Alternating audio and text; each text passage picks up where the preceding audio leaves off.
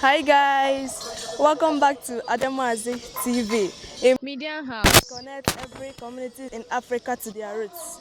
We are live at Igwe's Palace for today being the final day of the Nwafor Ogidi Festival. We are here to witness the final day of this event. Stay tuned guys as we are having a cross-section of interview with the king.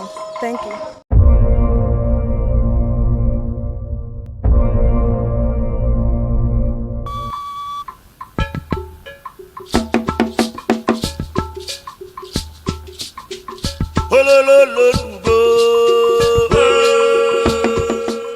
Hello and welcome back to Adamazi TV. In line with our mission to connect every community in Africa to their roots, on Saturday 22nd and Sunday 23rd of July 2022, Adamazi TV was live in Ogidi land to connect the good people of Ogidi to their roots through the showcase of their cultural heritage, Nwafor Ogidi Festival.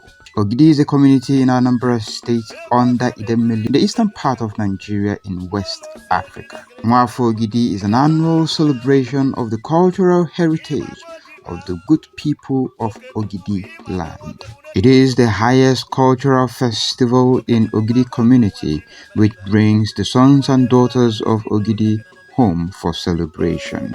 The feast is of great importance to the people of Ogidi, hence Nwafor unites the people, and it is also economically beneficial to the community as there is increase in trade during the festival. In this year's Nwafor Ogidi Festival, Adamazi TV was opportune to have an interview session with the King of Ogidi Kingdom in the person of His Royal Majesty Igwe Alexander Ozo Onido, who pointed out that the Nwafor Ogidi marks the resting period for the people of Ogidi community, wherein the farmers wait up to September for harvest. Afamo bụ Nwada Oyoha Mary Ann Ozamaka. Anyị bụ ndị Adamazi TV, ndị na-connect African communities to their roots. Anyị nwere ike ịmata nwa onye bụ. Afam bụ His Royal Majesty Igwe Ezechumagha Of Ogidi, Igwe Ezechumagha bụ Igwe Ogidi Kingdom. Daddy daalụ rinne. Daddy anyị nụrụ ihe na-eme n'Ogidi tata. Ị nwere ike ịgwa nwa anyị ihe gbasara ihe mmemme ahụ? Taa bụ a na-eme mmemme Nwafor. Ma tata ka na He also added that it is a period when youths who have attained the age of 14 and above get initiated into the manhood circle, in which you are then considered as a full-fledged man. wee so mmụọ ya mkpala na-efe ikolodi a na-eme maka ọ na-atọ ụtọ. Daddy ya bụ Nwafor Ogidi Festival, omenala ka ọdịnala ndị? Nwafor Ogidi Festival bụ omenala Ogidi from time immemorial.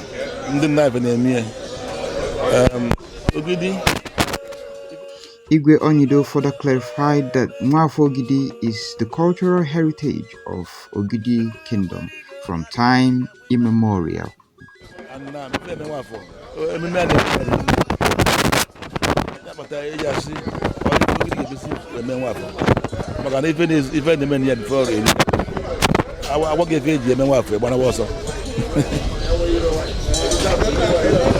Daddy owelifi welike gwa ụmụ gị ndị nọ mba dị iche iche. He stated that Nwafor is what Ogidi people are known for all over the world. He thanked the sons and daughters of Ogidi who are watching this great event from various platforms, also encouraged them to try and make out time and come home to celebrate together in the next Nwafor Festival.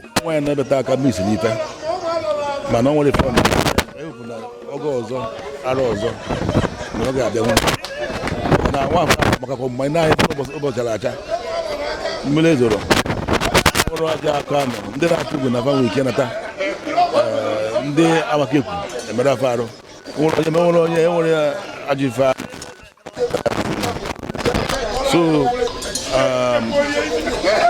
I wish him Napa Tasim. He thanked God for good weather and peaceful celebration of the 2022 Nwafor Ogidi Festival. He also appreciated and encouraged Adamazi TV on its mission to connect every community in Africa to their roots. Enjoy the rest of the video and please don't fail to hit the subscription button and share the link of this video and other Nwafor Ogidi videos in your various Ogidi platforms.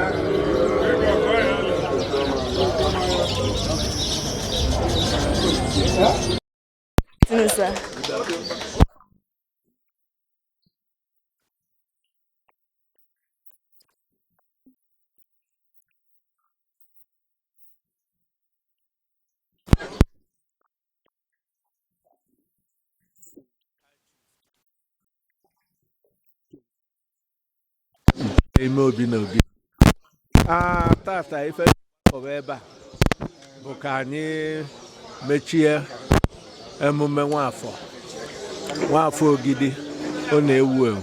Emume anyị ji asị Chineke daalụ n'ọkwa ka anyị tinye nri n'ala. Emume anyị ji asị etinyesigo nri n'ala. Anyị bazie anyị ezube ike wee chebe ka nri anyị too mụta mkpụrụ tupu anyị abakwazịa jee were ife anyị tinyere n'ala. So n'ife na-eme n'Ogidi taa bụ ya bụ emume eji emechi ọrụ ubi, ịkọ ji na ịkọ ede. Nwere ike ịgwa ka obi dị gị maka emume a na-eme taa? Ma so onye Ogidi enwere inu dị n'ala a na-asị na Ogidi ada anọ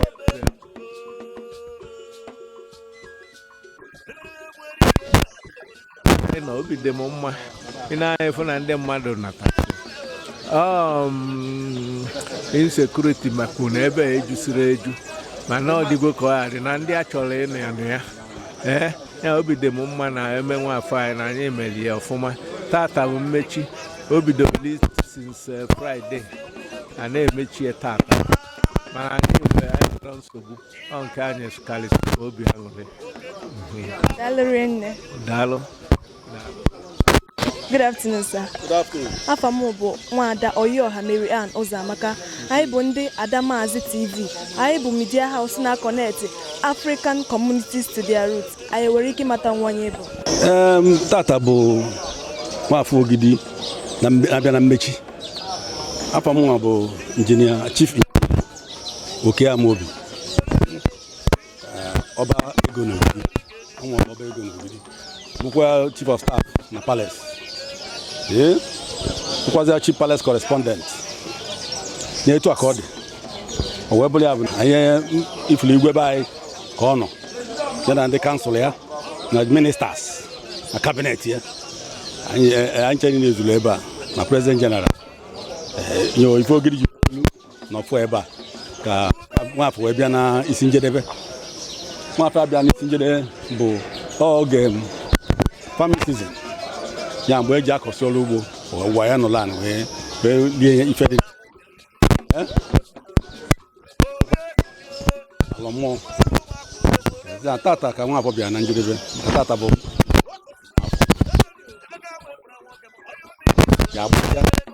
wee bịa kpọnatala anyị ịtalị ụmụ ikolobịa bụ ndị na-emekarị Nwafor igosi na fa bụ ikolobịa mụọfa pịasịa mkpara ma chinatazịa mkpara na bịa igwe ọnya bụ kọstọm and tradishonal abịa enefe efa nyebe ifa na-eli nekwu efe ọlụ nke ọzọ bụ na anyị kene Chukwu maka na Nwafor a na mmiri ezoro utila Chukwu nọ n'iji anyị wee nwee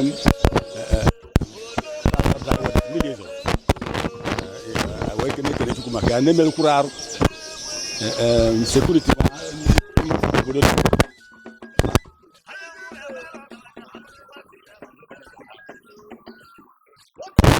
anyị nche ma ndị nọ n'ụlọ na ndị nọ n'ezi anyị nwa nọ n'ụlọ wee na-ekene Chukwu ya na ọ gara ọfụma etu aka ọ dị.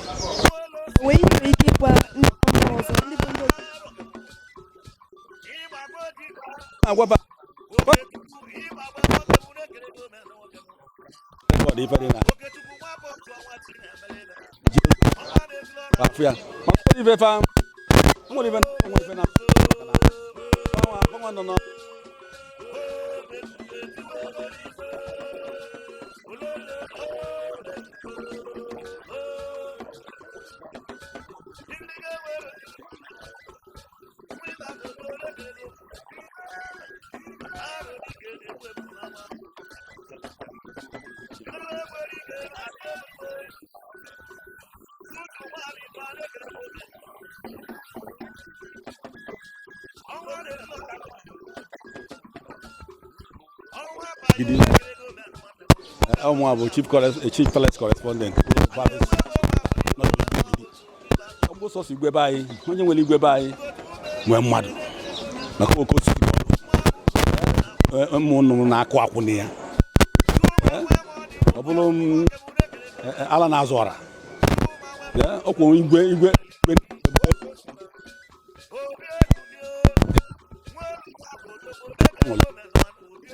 nwa aṅụli maka na ọganiru abatago n'Ogidi ọganiru Chukwu tikwala aka anyị nwere ọganiru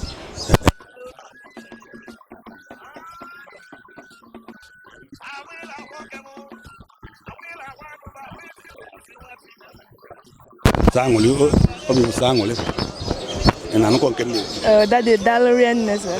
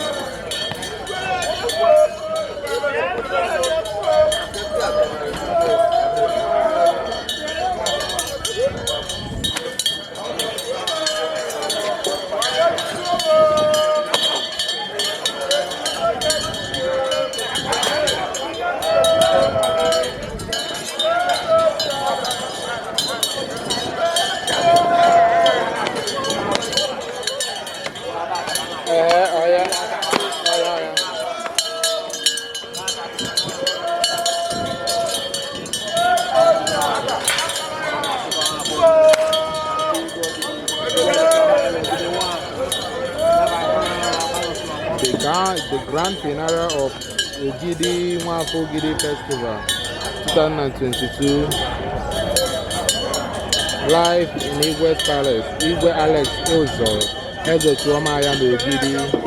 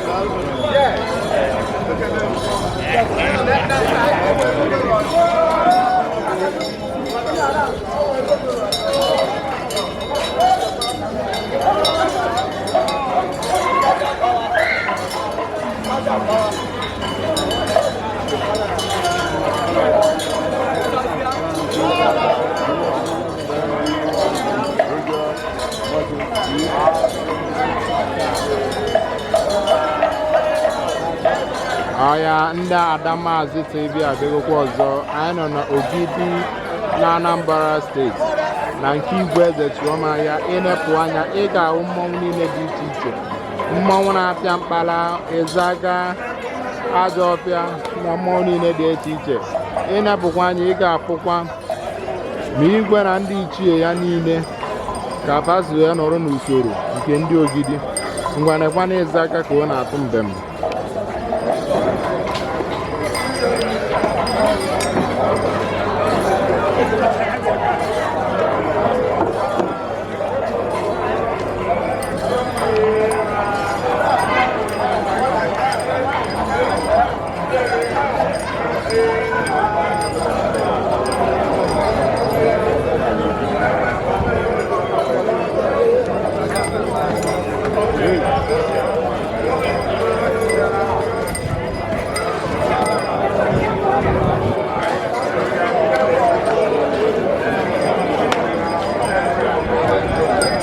Like Igwe Ezechumagha, we're still live in the festival of Nwafor Ogidi, annual Nwafor Ogidi, in the King's Palace, Igwe Ezechumagha 1, Ogidi.